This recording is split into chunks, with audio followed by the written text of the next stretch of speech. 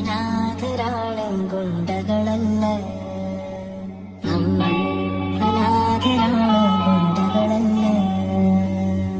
എന്തിനാടാ കൊന്നിട്ട് ഇയാളുടെ മകളും നമ്മളെ പോലെ തന്തയില്ലാതെ ജീവിക്കാനാണോ? നമ്മൾ അനാഥരാണ് ഗുണ്ടകളല്ല, നമ്മൾ അനാഥരാണ് ഗുണ്ടകളല്ല.